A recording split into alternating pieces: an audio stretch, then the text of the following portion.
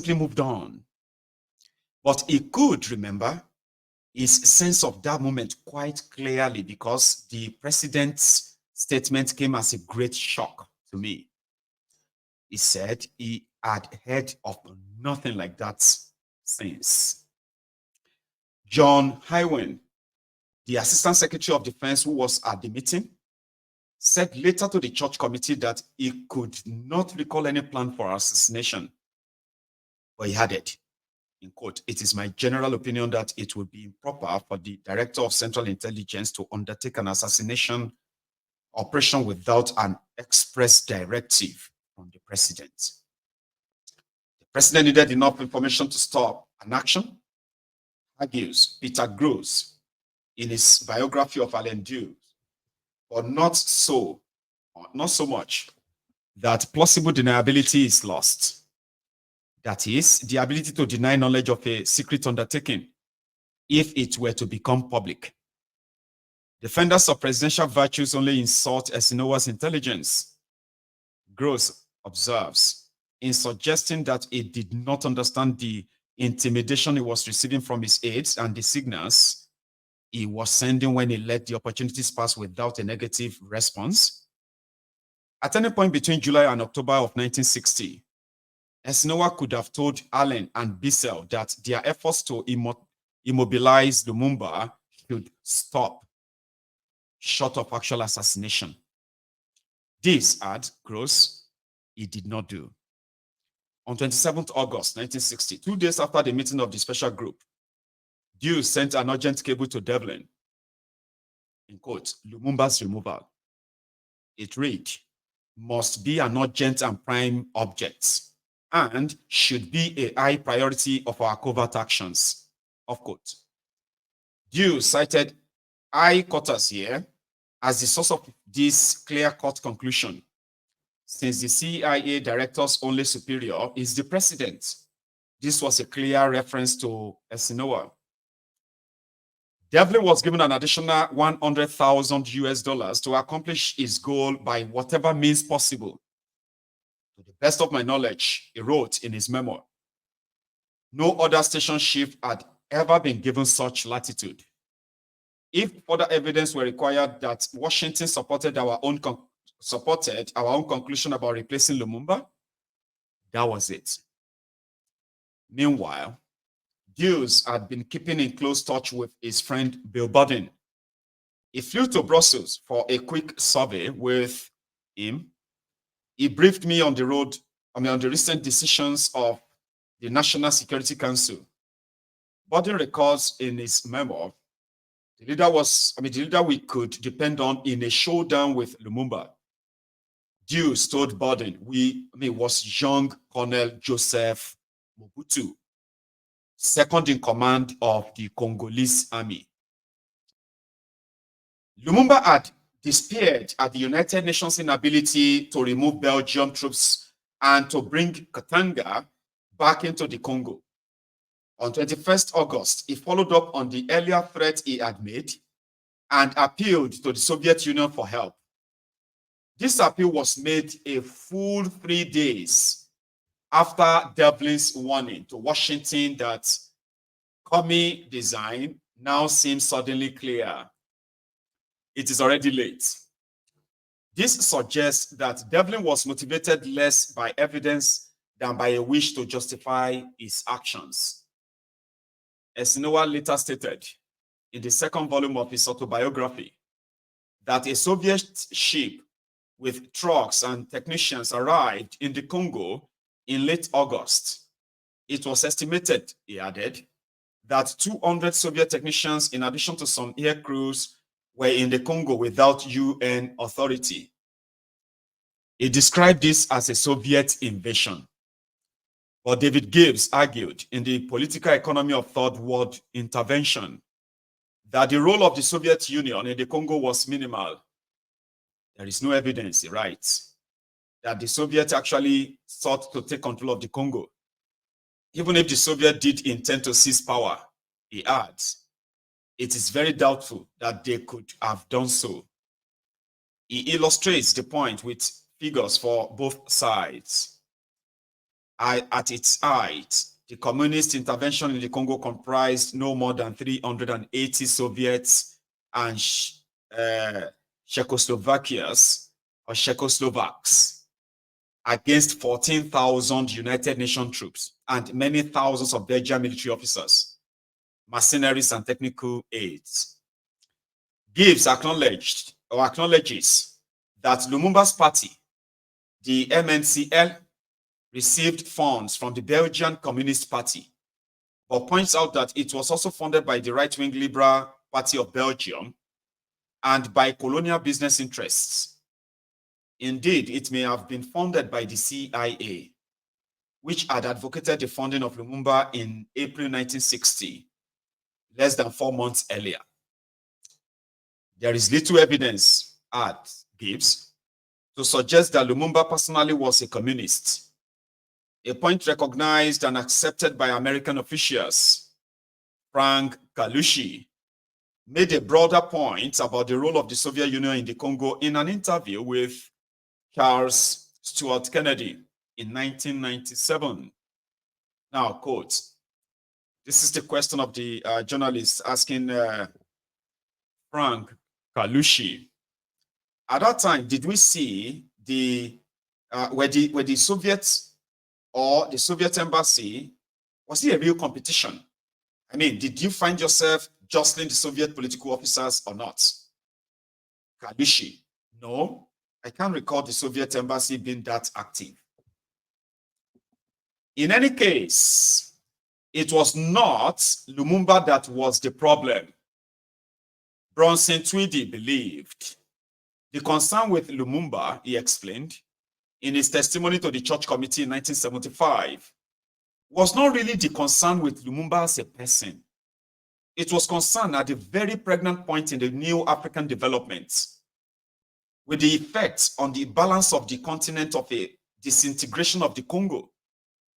The real trigger for such intense American interest, he added, were the resources of the Congo. The Congo, after all, was the largest geographical expression. Contained in it were enormously important mineral resources. This was why Washington was so concerned about Lumumba, not because there was something unique about Lumumba, but it was the Congo. The standard explanation for American behavior in the Congo is that it aimed to hold the line against Soviet incursion. Observes Ebere Uwaubani. But there is more plausibility, he adds, in arguing that there was a fusion of strategic interests, especially anti-Sovietism, access to Congo's uranium deposits, the geographical size of the country, and its location at the heart of Africa, as well as what Stephen Weissman has identified as a deeply ingrained NATO reflex in United States African policy. On 25th August, the day when the special group resolved not to rule out the consideration of any particular kind of activity which might contribute to getting rid of Lumumba, the Congolese Prime Minister attended the first day of the conference in Leopoldville of independent African states. He and Nkrumah had made plans for this meeting when they met in Accra earlier in the month to chart a clear path on African economic and political cooperation. Yuri Zhukov, a Soviet advisor who had just arrived in the Congo, saw the flags of many African countries waving over the entrance of the parliament building as he drove past. The flags of the Congo, Ghana, Guinea, the Cameroon, Togo, Ethiopia, Liberia, the Sudan, Morocco, and the United Arab Republic, that's Egypt. So the Union of Egypt and Syria. Delegates included Frantz Fanon and his friend Felix Roland Momi, the Cameroonian freedom fighter who had moved to the Congo in 1960 to lend his support to Lumumba. Fanon and Momi had established a fond friendship with each other and with Lumumba in Accra in 1958. Lumumba gave the opening speech at the conference, in which he referred explicitly to the threat of the West's greed for the Congo's resources. Our Katanga, because of its uranium, copper, and gold, warned Lumumba. And our Bakwanga in Kasai, because of its diamond, have become hotbeds of imperialist intrigues. The object of these intrigues is to recapture economic control of our country. Lumumba went on to insist that our future, our destiny, a free Africa, is our affair. We all know, and the whole world knows it, that Algeria is not French, that Angola is not Portuguese, that Kenya is not English, that Rwanda, Burundi is not Belgian. We know the object of the West.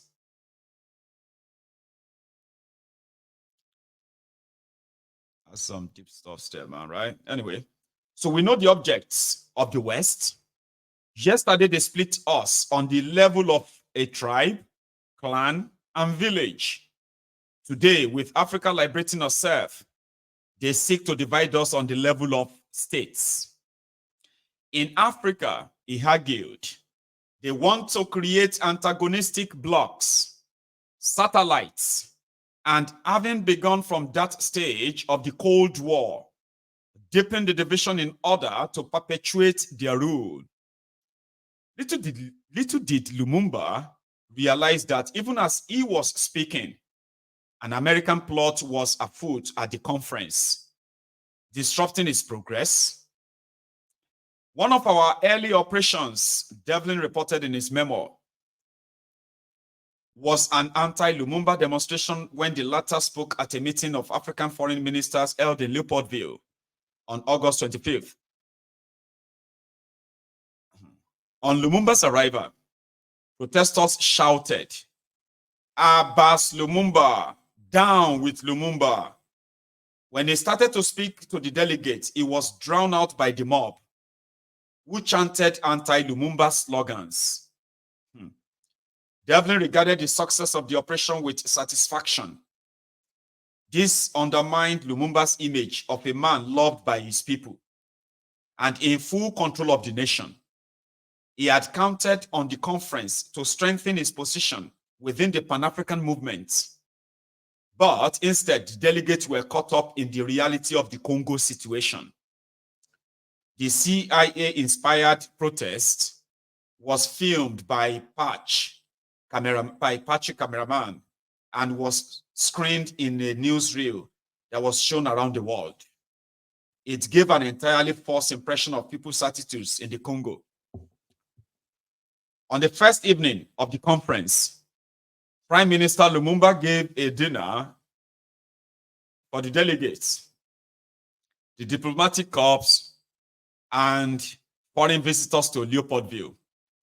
A military band played in a shady flood-lit garden on the bank of the mighty African river. Observed Zukov with pleasure. Along with other guests, he was met formally by Lumumba on his arrival. His energetic, animated face, noted Zukov, instantly impresses itself on one's memory. The piercing, glowing brown eyes that reflect profound assurance and spiritual dignity seem to look into your very soul. One of the delegates to the conference was Washington Okumu, the Kenyan CIA asset, handled by Howard Imbre. He stayed at the Regina Hotel in the center of Leopoldville, not far from the railway station. Before independence, Congolese people had been barred from entering the hotel unless they were servants. Now, some Congolese politicians were living there. Also staying at the hotel was Dad, one of Devlin's long-standing agents, whose cover in the Congo was as a businessman. Devlin described the Regina as one of the oldest and most rundown hotels in town with little to recommend it. But at least it had a bar, live music and dancing. It was a far cry from the luxurious Memling, where George Whitman stayed in Leopoldville. Andre Bluin was even less impressed than Devlin with the Regina Hotel. Come on, let's stop talking about it. Let's go to something else. This is how we're going to be reading it now, because sometimes like intangibles are also mentioned just to give details of, what happened when and all that. I'm going to start skipping some of them. All those descriptions are pretty much like irrelevant when we are, What do you think? So that's what they did in the hotel, the type of hotel they were staying, and the rest of that, they are intangibles. Okay. Thank you so much. If you are still here with me, remember, only those who probably have been following this reading will really stay back. And if you want to see more on this story, right, just go on and check White Malice on Mayegun's Diary Politico. You will come across a lot of chapters we've been on.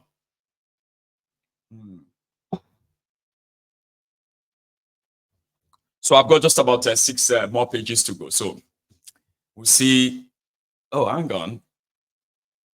Okay. We do have about 6 more pages to go, and that can take us for like another half an hour. Yeah. So we probably won't be taking calls. No. So let me finish it. Get it done. Okay. So Lumumba had expressed profound confidence in the future of the Congo and of Africa in his opening speech to the conference. But this confidence was dealt a heavy blow on 5th September. Unexpectedly, President Kasavubu suddenly dismissed him as prime minister and entrusted Joseph Ilio, the president of the Senate, with the formation of a new government. Kasavubu made the announcement on the radio at 8:15 p.m. The door opened on a gulf, record blew in, and the Congo plunged into the abyss. Alone, at night, like a mad woman, I raced to the home of the prime minister. A dense crowd had gathered outside the prime minister's residence, including ministers, members of the NCM, Movement National Congolese, journalists, and the mere curious. Guards prevented Bloin from entering. My heart's aching. I sat in my car in front of the residence for a long time, waiting for the results. The very thing I had dreaded had come to pass. It broke like a thunderclap over the young republic, blasting its new life. Less than 6 weeks had passed since the Congo had achieved its independence, and since Patrice Lumumba had been sworn in as its first democratically elected prime minister. Devlin argued in his memo that under the loi fondamentale drawn up earlier that year in Brussels, the president had the legal authority to dismiss the prime minister and replace him with another person, but the replacement needed to obtain a vote of confidence from parliament.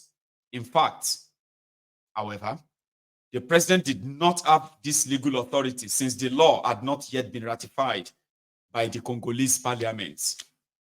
At 9:05 p.m., less than 45 minutes after Kasavubu's announcement, Lumumba arrived at Radio Leopoldville to challenge his dismissal on national radio.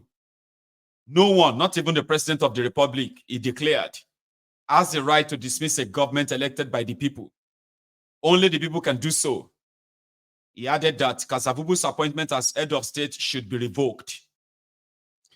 A number of people in the studio applauded his speech, shouting out, "Long live Lumumba, long live the prime minister, long live the republic." He spoke on the radio twice more that evening. Cameron Duodu was following events in the Congo carefully for Radio Ghana and trying to understand what was going on. As far as Radio Ghana was concerned, he recalled later, the assiduous work done by our monitoring service, French speakers, recording the speech, describing it in French, and then translating it into English, all at full speed. enabled us to capture Lumumba's speech direct from the parliamentary chamber in Leopoldville. We broadcast it all to Ghana and the outside world in both English and French. It took special pride, he said, that as the editor on duty, I was able to allow people to partake of a very important moment in African history. At the time, it was happening. On 7th of September, the Chamber of Deputies met to discuss Kasavubu's action. Sitting in session until 3 a.m., the deputies agreed by 60 votes to 19 to annul the decision, whereby the Prime Minister and the head of state had dismissed each other. The next day, the Senate met and confirmed the decisions of the chamber by a vote of 41 for Lumumba and 2 against, 41 for Lumumba, 2 against, and 6 abstaining, including Elio and Adola. 29 members were absent. It was a triumph for Lumumba, but at this moment of strength, Gizenga noted, with intense frustration and regrets, he made a dangerous and irreversible mistake. He failed to act against those who had plotted against him. Gizenga's anxieties were quickly justified. On the 11th September, Lumumba's series of victories against his enemies suddenly hit a brick wall. At 4 p.m., he was prevented from speaking on Radio Leopoldville. Aware of the power of the Prime Minister's oratory and his massive popularity, his enemies silenced this means of communication with Congolese citizens. Kasavubu, though, was allowed to continue speaking on Radio Brazzaville with the encouragement of his political ally, the Abbe Fulbert Yulu. To Lumumba's horror, he saw that the men preventing him from making a broadcast were Ghanaian UN soldiers. To him, this was a double betrayal. First, they were United Nations troops. And second, they came from the very nation that had been urging him to take the path that had led to this moment. The leader of the men was Colonel Joseph A. Ankra, the brigade commander of the force based at Luluaburg in Kasai. Anicet Kashamura witnessed the bitter dialogue between the two men, in which Ankra accused Lumumba of being a communist. Lumumba, in disgust, described Ankra as a traitor to the United Nations and to Ghana's president. Lumumba immediately sent a hot and angry message to Nkrumah. I hasten, he wrote, to express to you my indignation regarding the aggressive and hostile attitude of Ghanaian soldiers towards me and my government. The Ghanaian troops, he reported, seized the arms of his guard and even wanted to shoot me and my soldiers. He referred as well to a hostile declaration by General Alexander in London against the Army National Congolese. In the circumstances, he declared, I feel obliged to renounce the help of your troops in view of the fact that they are in a state of war against our republic. Instead of helping us in our difficulties, your soldiers are openly siding with the enemy to fight us.